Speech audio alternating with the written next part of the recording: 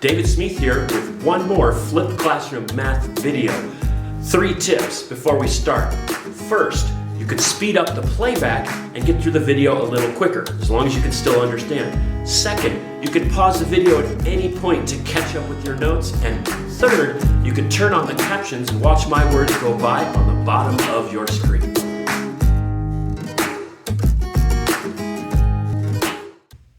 Today's video covers what we can use the second derivative for. Now you might be going, oh, what's the second derivative? We haven't actually talked about that in class yet.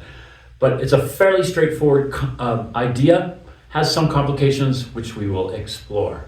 But first, here's what I want you to do. If f of x is x squared, I want you to find f prime of x, which is the first derivative. Now, the second derivative is just the derivative of the first derivative. So I think you know how to do that. Pause the video and go for it. All right, starting with our first function, f of x is x squared. F prime of x is going to be 2x, using the power rule on that. Now, we're just going to do it again. We're going to use the power rule on 2x. So f double prime of x is going to be 2. So function, first derivative, second derivative. Now, you know taking derivatives can be quite a bit more complicated than just 4x squared, and we will definitely do that. But basically, this is the process. You just derivate again. Okay, before we talk about what these mean in the context of the graph, I want you to graph everything here. So what we have here is x squared. I put that on the graph for you there, but now what I want you to do is go ahead and add 2x, that function, to the graph, and then add 2 to the graph. All right, let's see how you did. So here's my f of x, my parabola, my x squared. Now 2x is just a line with a slope of 2. So I graphed that in there with f prime of x. And then when f double prime of x equals 2, that's just a function that always equals 2. So that's my horizontal line going through the point 0, 2. So check this out. What do you think that means? Okay, so remember, f prime of x gives us the slope of the tangent line to the function at a point. So this function is rising. So up to 0, up to the origin, the slope of the tangent line is negative. And that makes sense because our tangent lines are negative to the original function. Okay, so we have a negative tangent line all the way to the origin, and then once it passes the origin, the slope of the tangent line is positive. And indeed, this function, 2x, changes to a positive value for y once you cross the origin. And that gives us the increasing slope of the tangent line as we move up along the graph of the parabola. Now, here's the new twist. F double prime of x is just 2. So what's that saying is the slope of the tangent line to our first derivative is constant. It's 2. And that makes sense. This is a straight line with a slope of 2. Now, technically, you can't really take a tangent line to a straight line because it just doesn't work. But what it is telling us is that the rate of change of the derivative of the first derivative is constant. It's always 2. And that makes sense because this line, straight line, has a slope of 2. So the graph of the second derivative is flat. It's constant at 2, which tells us that the first derivative had a constant slope of 2. So that's the graphical interpretation of first and second derivative. Okay, first, let's do a little practice finding our first and second derivatives. So here's my function. 2x to the fourth minus x to the third plus 3x squared plus 1. What I want you to do is find the first derivative and then use that to find the second derivative. So go ahead, pause the video, do that math, and come back. All right, let's see how you did. So here is my first derivative. Again, just using the power rule on all my terms. I get that one there, so check your work, make sure that's good.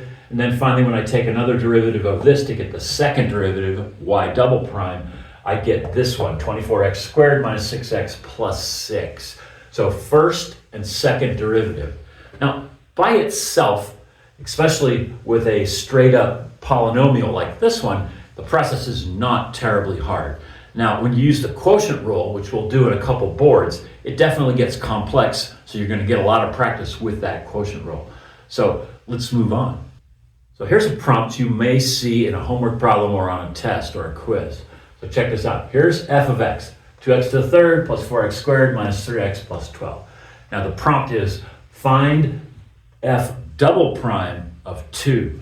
So it says find the second derivative when x is 2. What's the value of the second derivative? So pause the video and do that. Okay, hopefully you realized that the first thing you need to do is take the first derivative and then take the second derivative. So I went ahead and did that. Here's my function, here's my first derivative, again, using the power rule on each term, and then finally my second derivative. Notice how it's shortening. We're having fewer and fewer terms because each time the constant drops away. So now, pause the video and find f double prime of 2. So here's my work. I just did my plug-in step, putting in my 2 for x in my second derivative function, and I do the math and I get 32. So f double prime of 2 is 32. Here's a straightforward IB-style question with its prompt. So here we go. Given that f of x is negative 16x squared minus 1 over x, find the second derivative when x is 1. So you know the steps now. So go ahead and pause the video. See if you could bring this one all the way home. Okay, I stopped midway here just to show you my work getting the first and second derivatives. So the first thing I did is I restated my function so that I could do the power rule on this term. So 1 over x is the same as x to the minus 1 power. So this turns this into minus 16x squared minus x to the negative 1. And I can do the power rule on that term, no problem. So here we go. Power rule on this one gives us minus 32x. Power rule on this one, I bring my negative 1 down. It interferes with this negative 1, so it makes it, or this negative, so it makes it a positive. So I have positive 1x, don't write the 1, just the x. And then I decrease the power by 1, so that's minus 2. So here's my first derivative. Now just continuing on, take the derivative again. My second derivative is this term is going to go to minus 32, and this term, using the power rule, ends up being minus 2x to the minus 3. So that's the first part of this problem. I had to find the second derivative function. So now, if you haven't already finished this problem, pause the video and bring it home. All right, here's my plug-in step. Nothing to plug in there. That minus 32 is just part of the function.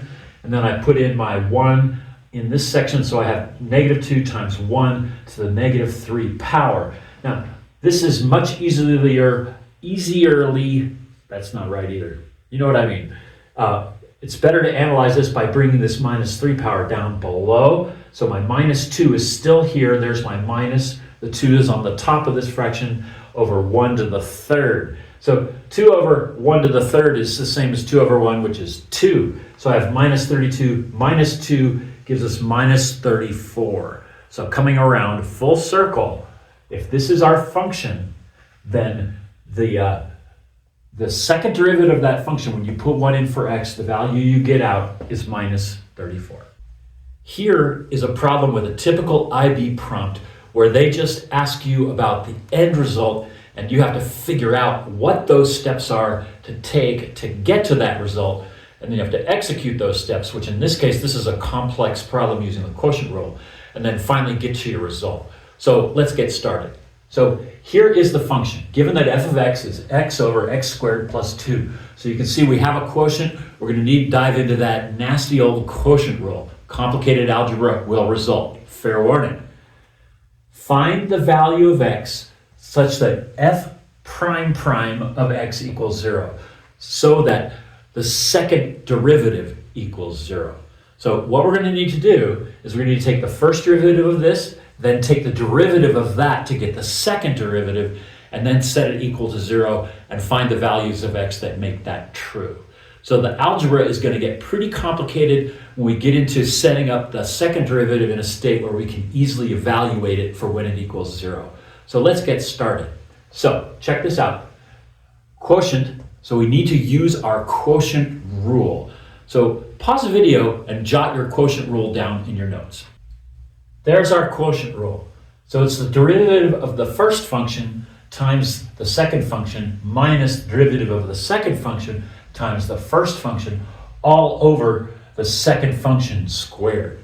So the next step is to figure out what u and v and u prime and v prime are. So pause the video and do those steps.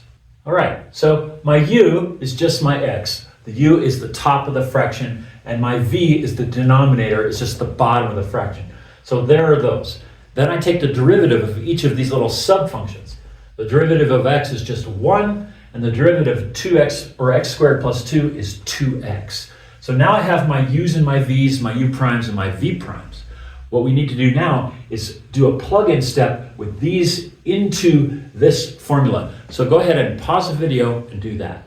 Okay, here is my plug-in step to find my first derivative.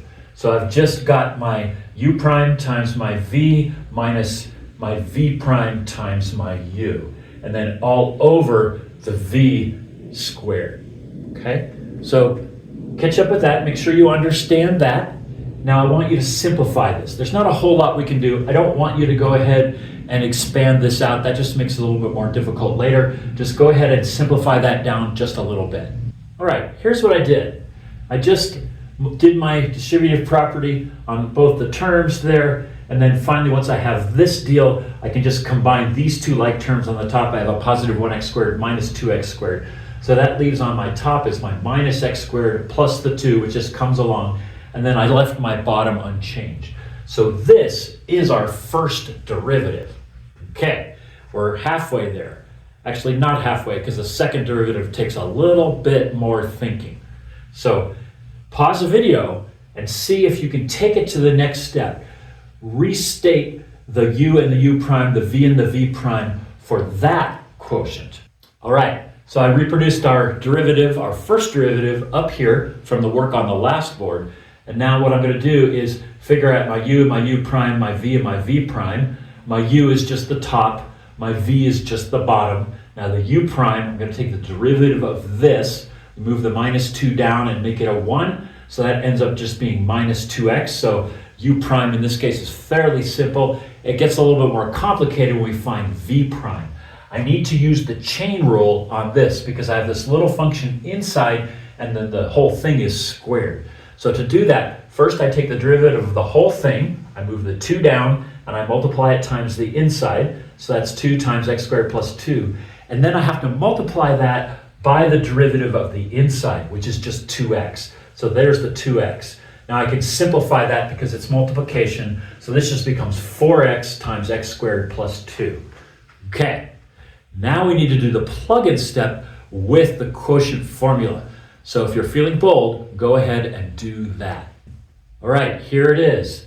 It's u prime, which was our minus 2x, times v, which is our x squared plus 2 squared. So there's my first term. And then it's my v prime, which is here, which is our 4x times x squared plus 2. So that's that, times my u, which is minus x squared plus 2. So that's the top of the plug-in step. And then the bottom step is just a v squared. So here's my v. So there's my v squared. I just squared it again. Now, we don't need to worry about the bottom. Let's talk about what happens next. So now I have my second derivative. It's in this form that's fairly complex. Remember the prompt. We had to find a value of x such that the second derivative is equal to 0. So let's take a moment and take a look at this expression. First off, we don't need to worry about the bottom. If the bottom is 0, this function is undefined. So we can leave the bottom out for the rest of this analysis. What we do need to find is what makes the top equal to 0. Because if there's a 0 on the top of a fraction, the whole thing is 0. So good, we have that figured out. So now we've limited our issue to, we need to find out what makes this expression on the top 0. Now, there's a struggle here. We have one phrase here, one term here, minus another term. So it's pretty hard to evaluate it based on that because it's I could set this equal to 0, but then it's going to be subtracted by that, and that will probably not be 0, so I won't be able to do that. So here's the deal. For this problem, what we need to do is we need to factor it. And you might be looking at that and say, factor it? How am I going to factor that? So I want to put up a very simple type of a factoring problem, show you how that works, and then we'll use that as a model for how to factor the top. So here's a simple one. I'm sure you know how to factor this. If I have AB plus AC, I have an A in both terms. Actually, let's back this up. If I'm trying to solve this equal to 0, it's kind of hard to do because I have addition in between. So what I can do is if I factor the A out, that's going to leave a B plus C inside equal to 0. Now, solving it is pretty easy. I can take this one and find out what makes it. Remember, the zero product property means if this is 0, the whole thing is 0, or if that's 0, the whole thing is 0. So I could solve this, A equals 0, and then I can do B plus C equals 0. Now I just have random variables here. I can't solve this any further, but if this had x's and numbers, I could solve it for x. So this is what we're trying to do with this expression. This part here is like my AB, and this part here is like my AC. So I just need to figure out what is my biggest common factor in both of those so I can turn it into one of these, and then I can solve it for 0 and satisfy our prompt, finding the value of x such the second derivative is 0. Okay, lots of talking, not a lot of math on the board. So maybe sit for a while and digest that, or maybe rewind the video and watch that explanation again. Make sure it makes sense. You might not feel like you own it yet, but after you do enough of these problems and explore this material, I think you can get there. So, what we need to do now is figure out what our biggest common factor that's in this term and in that term. So, pause the video for a minute and see if you can think about it. I'll get you started. This term has an x and an x in that term. So at the very least, we can factor out an x. Now we can factor out more. The idea is to factor out the biggest common factor. So go ahead and pause the video and think about that. Okay, let's see what you found. You notice that there's a minus 2x here, and there's a minus 2x in that one. It would leave a minus 2, or it would leave a positive 2 if we factored it out. So that's a good start. However, there's more. We have an x squared plus 2, and then we have 2 of those right here. This is really x squared plus 2 times x squared plus 2. So our greatest common factor is minus 2x times x squared plus 2. So that is our biggest common factor. So we found our A, we've pulled it out, and now it's sitting out here. So now we're going to have something inside parentheses that that's going to be taking this out, what's left inside. So I'm going to go times, because remember, it's going to be times. And now I need to figure out what's left in this term after factoring that out.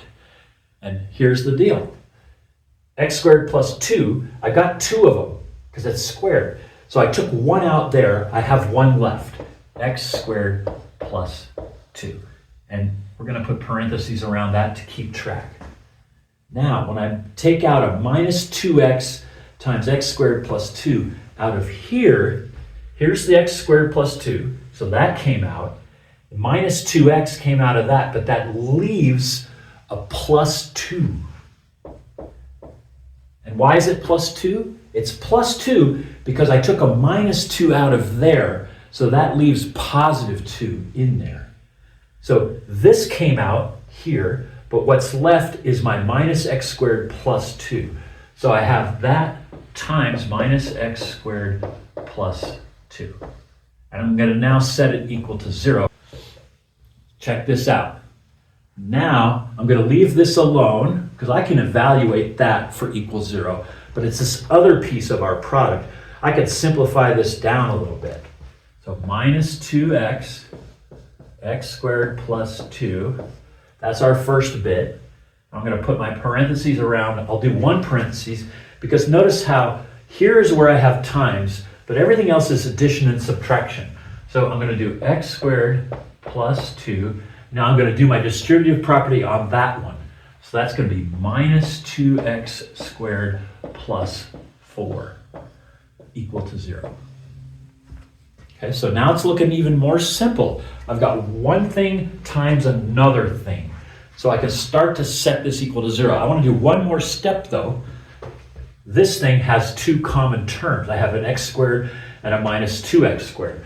So a final simplification could be this. Minus x squared plus 6 equals to 0. Okay, so hard to think that this stuff is really just a complicated version of this factoring problem, but it is. So now what I want you to do is think about these three terms. We wound up with three terms. How does this whole expression end up being 0? What are the conditions for that? So think about that. Pause the video, see if you can come up with some of those solutions, and then come right back. Okay, let's do this. I brought this up so we have more room. There's 3 ones. There's this one could be 0, makes the whole thing 0. This one could be 0, makes the whole thing 0, or this one. So let's do these one at a time. Minus 2x equals 0. This just gives us x equals 0. So when x is 0, the second derivative is also 0. Okay? So pretty cool. We got to that. Now we have this one. X squared plus 2 equals 0. Next step would be x squared equals negative 2. We have a problem.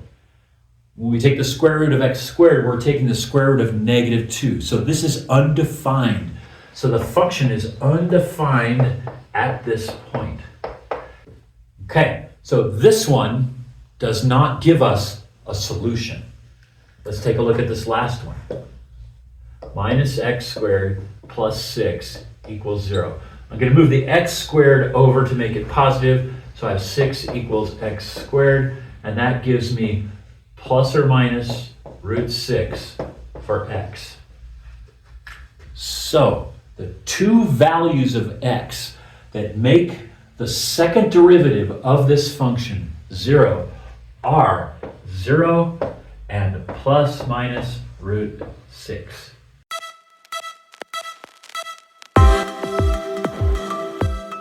Now that you've watched the video, take a moment to write down any remaining questions so you can be sure you ask them in our next class.